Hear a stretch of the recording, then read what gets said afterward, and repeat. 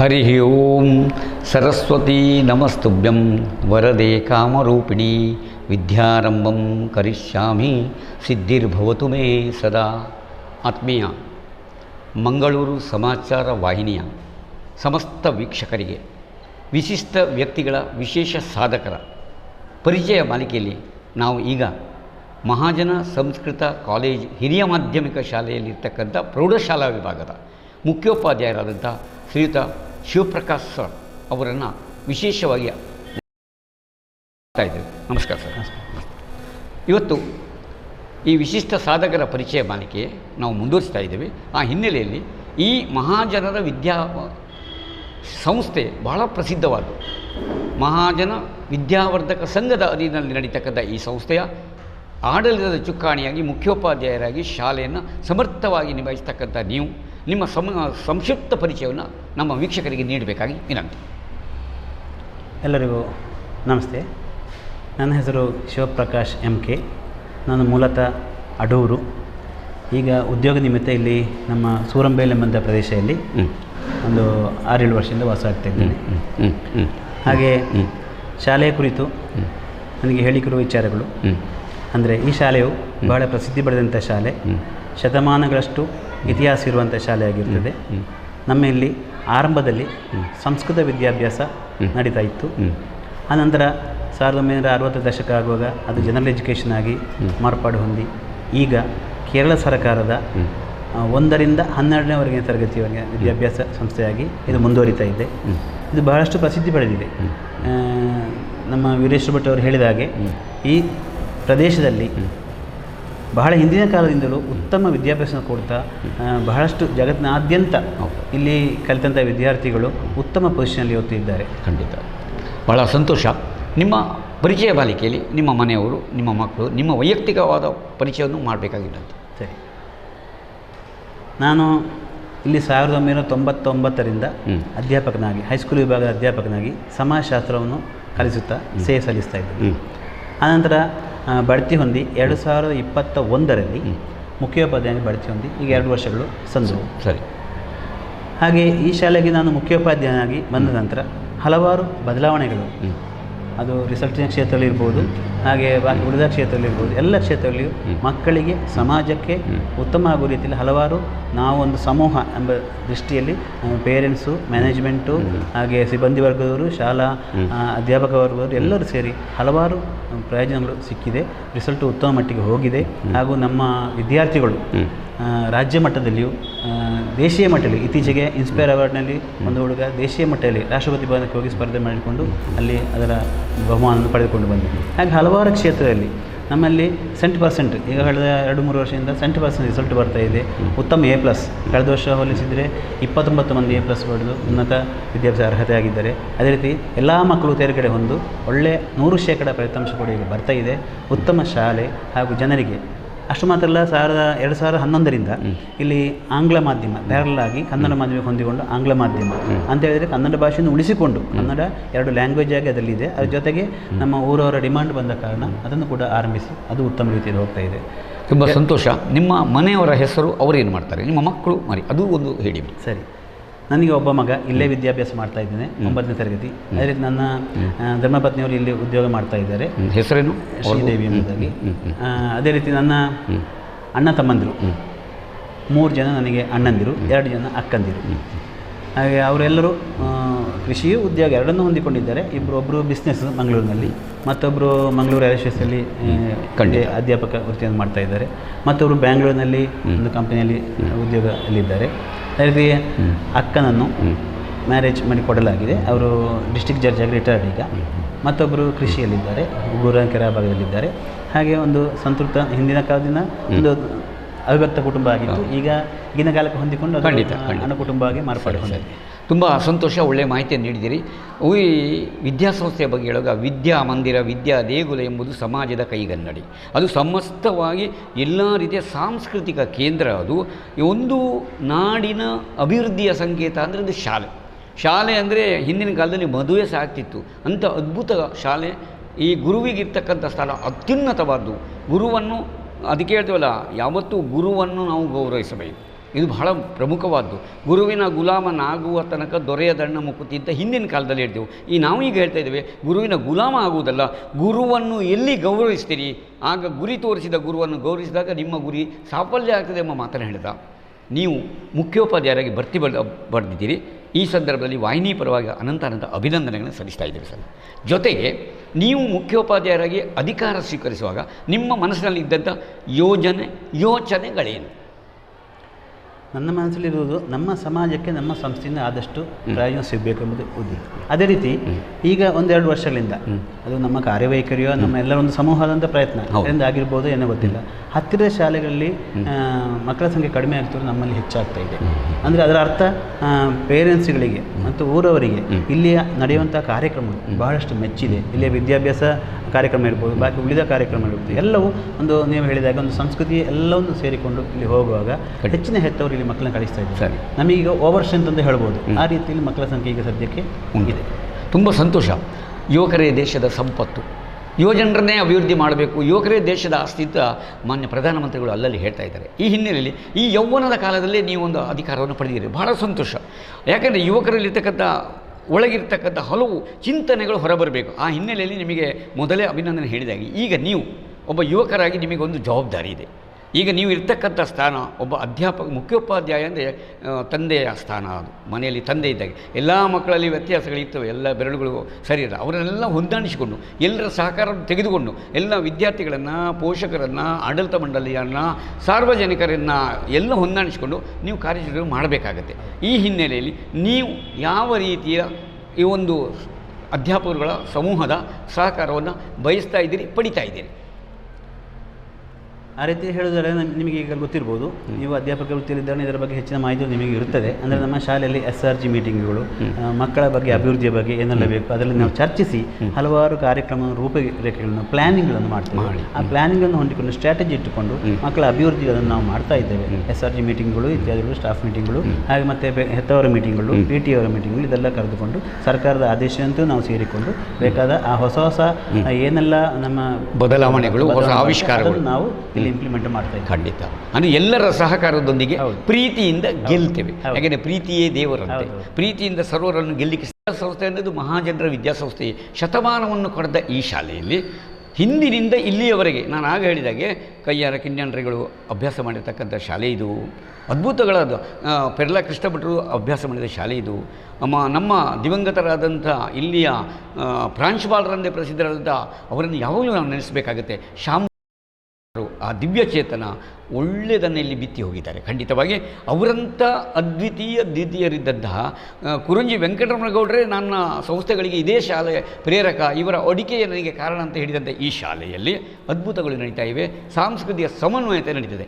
ಈ ಹಿನ್ನೆಲೆಯಲ್ಲಿ ಮಕ್ಕಳ ಸರ್ವಾಂಗೀಣ ಪ್ರಗತಿಗೆ ಅದು ಬಹಳ ಮುಖ್ಯವಾದ್ದು. ನೀವು ಈಗಾಗಲೇ ಒಂದು ಮಾತು ಹೇಳಿದಿರಿ, ನ್ಯಾಷನಲ್ ಲೆವೆಲ್ ಅಂದರೆ ರಾಷ್ಟ್ರ ಮಟ್ಟಕ್ಕೆ ನಮ್ಮ ಮಗು ಒಂದು ವರ್ಕ್ ಎಕ್ಸ್ಪೀರಿಯನ್ಸ್ ಹೋಗಿದೆ, ಅದು ಹೆಮ್ಮೆಯ ವಿಚಾರ. ಜೊತೆಗೆ ನಾನು ಈಗಾಗಲೇ ಬಾಬಾ ಅಟಾಮಿಕ್ ಸಂಸ್ಥೆಗೂ ನಮ್ಮ ಹಳೆ ವಿದ್ಯಾರ್ಥಿ ಆಯ್ಕೆಯಾಗಿದ್ದಾನೆ. ಜೊತೆಗೆ ಮೊನ್ನೆ ಇನ್ನೊಂದು ನಡೆದಿದೆ, CET ಎಲ್ಲೋ ಯಾವುದರಲ್ಲಿ ಕಾಣುತ್ತೆ, ಅದು ರಾಜ್ಯದ ಇಲ್ಲಿಂದ ನೇರವಾಗಿ ಕೇಂದ್ರಕ್ಕೆ ಆಯ್ಕೆಯಾದ ಎಲ್ಲವೂ ನನ್ನ ಮಾಹಿತಿ ಇದೆ. ನೀವು ಈಗಾಗಲೇ ಹೇಳಿದಾಗ ಇಲ್ಲಿಯ NCCಯ ಬಗ್ಗೆ ಗೊತ್ತಿಲ್ಲ, NSS ಇದೆ, ಇದ್ದ ಹಾಗೆ ಸ್ಕೌಟ್ ಗೈಡ್ಗಳು ಇಲ್ಲಿ ಕಾರ್ಯನಿರ್ವಹಿಸ್ತಾ ಇವೆ. ಈ ಎಲ್ಲ ಹಿನ್ನೆಲೆಯಲ್ಲಿ ನೀವು ಹೇಳಬೇಕು, ನಾವು ಕೇಳ್ತಾ ಇರತಕ್ಕಂಥದ್ದು ಸಾಂಸ್ಕೃತಿಕವಾದ ರಂಗಕ್ಕೆ ನಿಮ್ಮ ಪ್ರೋತ್ಸಾಹ ಏನು, ಇದೇ ಥರ ಸ್ಕೌಟ್ ಗೈಡ್ಗಳಿಗೆ ನಿಮ್ಮ ಪ್ರೋತ್ಸಾಹ ಏನು? ಸರ್, ಸಾಂಸ್ಕೃತಿಕ ರಂಗ ಅಂತ ಹೇಳುವಾಗ ಈ ಶಾಲೆಯಲ್ಲಿ ಸಿಗುವಷ್ಟು ಪ್ರೋತ್ಸಾಹ ನಾನು ತಿಳಿದ ಮಟ್ಟಿಗೆ ಬಹುಶಃ ಕಾಸರಗೋಡು ಜಿಲ್ಲೆಯಲ್ಲಿ ಬಹಳ ಕಡಿಮೆ ಅಂತ ನನ್ನ ಅನುಭವದಲ್ಲಿ ನಾನು ಹೇಳಬಹುದು. ಅಂದರೆ ನಮ್ಮ ಶಾಲೆಯ ಹೆಸರಾಗಿ ಮಹಾಜನರು ನಡೆದು ಬಂದ ದಾರಿ ಅಂತ ಹೇಳುವಾಗ ಮಹಾಜನರನ್ನು ಸೃಷ್ಟಿಸುವುದೇ ನಮ್ಮ ಉದ್ದೇಶ. ಪಬ್ಲಿಕ್ಕಿಗೆ, ಊರವರಿಗೆ ಮಹಾಜನರು ಸೃಷ್ಟಿಯಾಗಬೇಕು. ಖಂಡಿತ. ಆ ದೃಷ್ಟಿಯಿಂದ ನಾವು ಹಲವಾರು ಇಲ್ಲಿ ದಿವ್ಯ ಯಾರನ್ನು ಹೆಚ್ಚೆಚ್ಚು ದೇಶಕ್ಕೆ ಸೇವೆಗೆ ಉಪಯೋಗ ಆಗುವಂಥ ವ್ಯಕ್ತಿಗಳನ್ನು ನಾವಿಲ್ಲಿ ಗುರುತಿಸ್ತಾ ಹಾಗೂ ಸೃಷ್ಟಿಸ್ತಾ ಇದ್ದೇವೆ. ಆದ್ದರಿಂದ ನಾವು ಸಂಸ್ಕೃತಿ ಮಟ್ಟದಲ್ಲಿ ಕೂಡ ನಮ್ಮ ಶಾಲೆಯಲ್ಲಿ ಆಗುವಷ್ಟು ಸಾಂಸ್ಕೃತಿಕ ಕಾರ್ಯಕ್ರಮಗಳು ನಿಮಗೆ ಗೊತ್ತಿರ್ಬೋದು, ಆಗಾಗ ನಡೀತಲೇ ಇರ್ತೇವೆ. ರಜಾ ದಿವಸ ಇರ್ಬೋದು, ಇತರ ದಿವಸ ಇರ್ಬೋದು, ಎಲ್ಲ ದಿವಸ ನಡೀತಾ ಇರ್ತೇವೆ. ನಮ್ಮಿಂದ ಹಾಗೂ ಎಲ್ಲ ಸಹಕಾರನ ಅವರಿಗೆ ಕೊಡ್ತಾ ಇದ್ದೇವೆ. ಬಹಳಷ್ಟು ಪ್ರತಿಭೆಗಳನ್ನು ನಾವು ಇಲ್ಲಿ ಸೃಷ್ಟಿ ಮಾಡಿದ್ದೇವೆ, ಬಹುಮುಖ ಪ್ರತಿಭೆಗಳು ಅಂತ ಹೇಳ್ಬೋದು. ಖಂಡಿತ. ನೋಡಿ, ನಮ್ಮ IT ಮೇಘಲಿರ್ಬೋದು, MBBS ಮೇಘಲಿರ್ಬೋದು, ಅಥವಾ ನೀವು ಹೇಳಿದಂಥ ಈ IIT ಇತ್ತೀಚೆಗೆ ಒಬ್ಬರು ಸೆಲೆಕ್ಟ್ ಆಗೋದು ಭಾರತ ದೇಶದಲ್ಲೇ ಪ್ರಥಮ ರ್ಯಾಂಕ್ ಪಡೆದಿದ್ದಾರೆ. ನೋಡಿ, ಅಂತಹ ಪ್ರತಿಭೆಗಳನ್ನು ನಾವಿಲ್ಲಿ ಸೃಷ್ಟಿ ಮಾಡಿದ್ದೇವೆ. ಆದ ಕಾರಣ ಅದು ನಮಗೆ ಹೆಮ್ಮೆ ಅಂತ ಅನಿಸ್ತಾ ಇದೆ.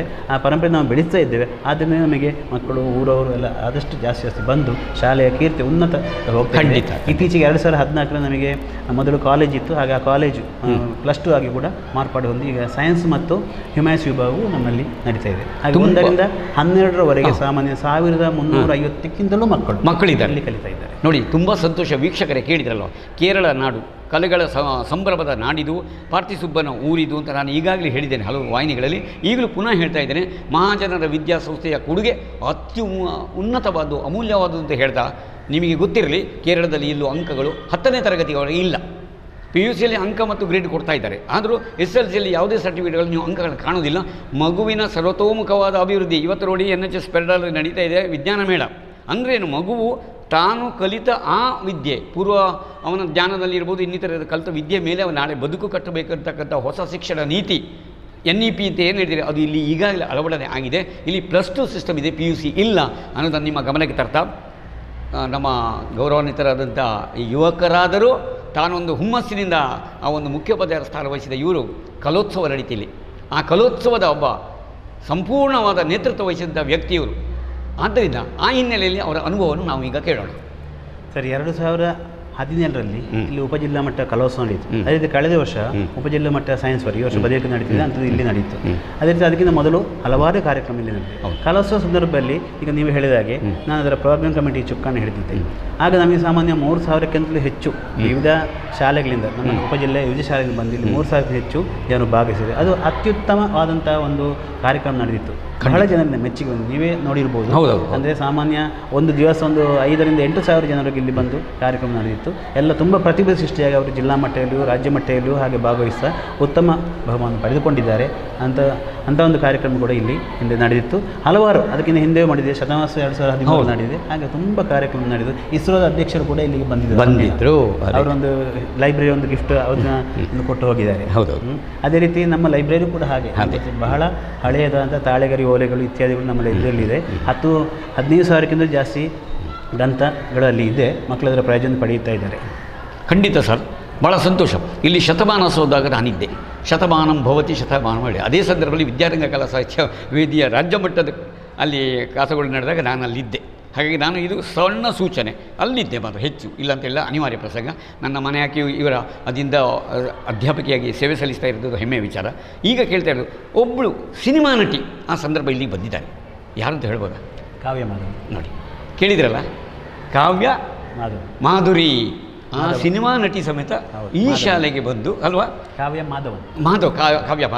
ಮಾಧವನ್ ಪ್ರಸಿದ್ಧವಾದ ಮಲಯಾಳ ಸಿನಿಮಾ ನಟಿ ಈ ಶಾಲೆಗೆ ಭೇಟಿ ಕೊಟ್ಟಿದ್ದಾರೆ.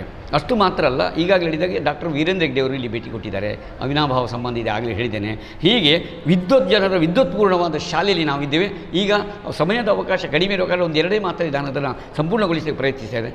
ಈಗ ನಿಮ್ಮ ಕ್ರೀಡಾ ಚಟುವಟಿಕೆಗಳ ಸಾಧನೆ, ಸ್ಕೌಟ್ ಗೈಡ್ಗಳ ಸಾಧನೆ ಮತ್ತು ವಿದ್ಯಾಕ್ಷೇತ್ರದ ಸಾಧನೆ. ಯಾಕೆಂದರೆ +2 ಸಿಕ್ಕಾಪಟ್ಟೆ ಇಲ್ಲಿ ಪ್ರತಿ ವರ್ಷ ಬರುವುದನ್ನು ನಾನು ಕಂಡಿದ್ದೇನೆ. ಈ 2 ಮಾತಲ್ಲಿ 3 ವಿಷಯವನ್ನು ಹೇಳಬೇಕು. ಸ್ಕೌಟ್ ಗೈಡ್ ಅಂತ ಹೇಳುವಾಗ ಅದರಲ್ಲಿ ಕೂಡ ಹಾಗೆ ಉತ್ತಮ ಸಾಧನೆ. ಪ್ರತಿ ವರ್ಷವೂ ರಾಜ್ಯ ಪುರಸ್ಕಾರ ಅಂತ ಒಂದು 25-30 ಮಂದಿಗೆ ನಮ್ಮಲ್ಲಿ ಬರ್ತಲೇ ಇದೆ ಪ್ರತಿ ವರ್ಷವೂ. ಅದರಲ್ಲಿ ರಾಷ್ಟ್ರಪತಿ ಪುರಸ್ಕಾರವೂ ಬಂದಂಥ ಸಂದರ್ಭಗಳು ಇಲ್ಲಿ ಇದೆ. ಒಂದು 7-8 ರಾಷ್ಟ್ರಪತಿ ಪುರಸ್ಕಾರ ಕೂಡ ನಮ್ಮ ಸ್ಕೌಟ್ ಗೈಡಿಯಲ್ಲಿ ಬಂದಿದೆ.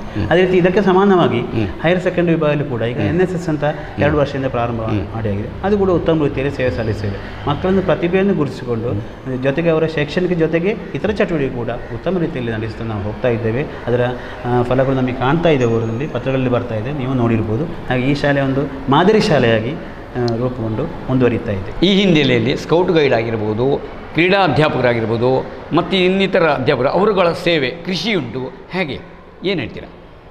ಅವರ ಸೇವೆ ಬಹಳ ಉತ್ತಮ ರೀತಿಯಲ್ಲಿ ನಮಗೆ ಇಲ್ಲಿ ಸಿಕ್ಕಿದೆ. ಅದರಿಂದ ಇಷ್ಟು ಸಾಧನೆ ನಮಗೆ ಮಾಡಲಿಕ್ಕೆ ಸಾಧ್ಯ ಆಗಿದೆ. ಈಗ ಕ್ರೀಡಾ ಅಂತ ಹೇಳೋದು ಇನ್ನೊಂದು ವಿಷಯ ನನ್ನ ಮನಸ್ಸಲ್ಲಿ ನೆನಪಾಯಿತು. ಒಂದು 2000 ಬಹುಶಃ 12-13 ಅಂತ ಕಾಣ್ತೇವೆ. ಈ ಕರೆಕ್ಟ್ ಮರ್ತೋಯ್ತು. ಈಗ ಅವತ್ತು ಇಂಟರ್ನ್ಯಾಷನಲ್ ಕೂಡ ಒಬ್ಬರು ಭಾಗವಹಿಸಿದ್ದಾರೆ. ಶ್ರೀಲಂಕೆಯಲ್ಲಿ ಹೋಗಿ ಇಂಟರ್ನ್ಯಾಷನಲ್ ಮಾಡಿದ್ದೀರಿ ಅಲ್ಲ, ನೋಡಿ ಕೇಳಿ. ಅಂತಾರಾಷ್ಟ್ರೀಯ ಮಟ್ಟದಲ್ಲಿ ಕೂಡ ಭಾಗವಹಿಸುವ ಮಗಳು ನಮ್ಮಲ್ಲಿದ್ದಾರೆ. ಯಾವಾಗಲೂ ಒಂದು ಕೈಯಲ್ಲಿ ಚಪ್ಪಾಳೆ ತಟ್ಟಲಿಕ್ಕೆ ಆಗಲ್ಲ, 2 ಕೈ ಸೇರಿದರೆ ಚಪ್ಪಾಳೆ ಆಗೋದು. ಹಾಗೆಯೇ ಸರ್ವರ ಸಹಕಾರದಿಂದ ಬಹುಮಾನ್ಯರ ಬಹುಜನರ ಮಹಾಜನ ಶಾಲೆಯ ಸರ್ವರ ಸಹಕಾರದಿಂದ ಇದೆಲ್ಲ ಕೆಲಸ ಆಗಿದೆ ಅಂತ ಹೇಳ್ತೀನಿ. ಖಂಡಿತವಾಗಿ ನೋಡಿ, ನೆನಪಿಡಿ, ನೋಡ್ತಾ ಇದ್ದೀರಲ್ಲ, ಈ ಶಾಲೆಯಲ್ಲಿ ಇನ್ನೂ ಅದ್ಭುತಗಳಿವೆ, ಮಾತಾಡಲಿಕ್ಕೆ ಹೋದರೆ ತುಂಬ ಇದೆ. ಅದು ಏನೇ ಇದ್ದರೂ ಸಾಧನೆಗಳ ಮೆಟ್ಟಿಲಲ್ಲಿ ಇರ್ತಕ್ಕಂಥ ಈ ಶಾಲೆ ಇನ್ನೂ ಅಭಿವೃದ್ಧಿಯನ್ನು ಹೊಂದಬೇಕು ಅನ್ನತಕ್ಕಂಥ ಮಾಹಿತಿಯನ್ನು ಈ ಸಂದರ್ಭದಲ್ಲಿ ಹೇಳ್ತಾ, ಸರ್ ಈಗ ಸ್ಕೌಟ್ಗಳಲ್ಲಿ ರಾಷ್ಟ್ರಪತಿ ಪುರಸ್ಕಾರಗಳು ಬಂದಿರಬೇಕಲ್ವಾ, ಜೊತೆಗೆ ಕ್ರೀಡಾ ಕ್ಷೇತ್ರದಲ್ಲಿ ರಾಜ್ಯ ಮಟ್ಟಕ್ಕೋ ನ್ಯಾಷನಲ್ ಲೆವೆಲ್ಗೆ ಹೋದದ್ದು ಏನಾದರೂ ಇದ್ದರೆ ಹಂಚಿಕೊಳ್ಳಿ ಸರ್.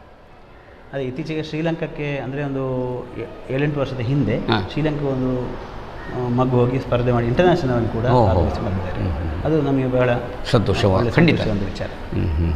ಈ ಸ್ಕೌಟಲ್ಲಿ ಎಷ್ಟೋ ಜನ ರಾಷ್ಟ್ರಪತಿ ಹೆಚ್ಚಾಗಿ ದೊರಕತಕ್ಕಂಥ ಶಾಲೆ ಈ ಭಾಗದಲ್ಲಿ ಹೇಳುವ ಶಾಲೆಗಳಿದ್ದರೆ ಒಂದು ಅಗಲ್ಪಾಡಿ, ಒಂದು ಮಹಾಜನ ಸಬ್ರು ಕಾಲೇಜ್, ನೀರ್ಚಾಲು, ಧರ್ಮ ತಡಕ, ಹೀಗೆ ಕೆಲವು SAT, ಹೀಗೆ ಕೆಲವು ಶಾಲೆಗಳು ಅತ್ಯಂತ ಹೆಚ್ಚು ಗುರುತಿಸಲ್ಪಟ್ಟಿವೆ ಎನ್ನುವುದು ಅದರಲ್ಲಿ ಇದೂ ಒಂದು ಎಂಬುದನ್ನು ನಮ್ಮ ಮುಂದೆ ಹೇಳ್ತಾ, ನೀವೊಬ್ಬ ಹಿರಿಯಣ್ಣನಾಗಿ, ಒಬ್ಬ ಮುಖ್ಯೋಪಾಧ್ಯಾಯನಾಗಿ, ನಾನು ಈಗಾಗಲೇ ತಂದೆಯ ಸ್ಥಾನದಲ್ಲಿ ನಿಂತು ಎಲ್ಲ ವಿದ್ಯಾರ್ಥಿಗಳಿಗೆ, ಪೋಷಕರಿಗೆ, ಶಿಕ್ಷಕರಿಗೆ, ಸಾರ್ವಜನಿಕರಿಗೆ, LP ಶಾಲೆ ತಗೊಂಡು ಎಲ್ಲರಿಗೆ ಏನು ಅಂತ ಹಿತವಚನ ನೀಡ್ತೀರಿ ಅಥವಾ ಮಾಹಿತಿಯನ್ನು ಕೊಡ್ತೀರಿ?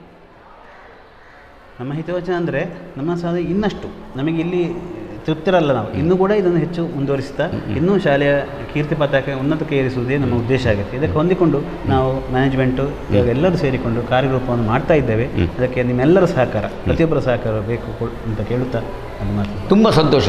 ಯಾವತ್ತೂ ನೆನಪಿಡಬೇಕು, ಒಬ್ಬ ವ್ಯಕ್ತಿಯಿಂದ ಏನು ಮಾಡಲಿಕ್ಕಾಗಲ್ಲ. ಮುಖ್ಯೋಪಾಧ್ಯಾಯ ಒಬ್ಬ ಅದಕ್ಕೆ ನೇತೃತ್ವ ವಹಿಸುವ ನಾಯಕ, ಎಲ್ಲರೂ ಸಹಕಾರ ಕೊಟ್ಟರೆ ಸಂಪೂರ್ಣ ಏನನ್ನು ಸಾಧಿಸಬಹುದು ಅಂತ ಮಾತನ್ನು ಅವರು ತುಂಬ ಚೆನ್ನಾಗಿ ಹೇಳಿದ್ದಾರೆ. ಸರ್ವ ಜನಾಂಗದ ಶಾಂತಿಯ ತೋಟದಲ್ಲಿ ಸರ್ವರ ಸಹಕಾರ ಇರಲಿ ಎಂಬ ಆಶಯದೊಂದಿಗೆ ಇವತ್ತು ಇನ್ನೂ ತುಂಬ ವಿಷಯಗಳಿವೆ. ಇಲ್ಲಿ ಇದು ಇದೆ, ಸ್ಮರಣ ಸಂಚಿಕೆಗಳು.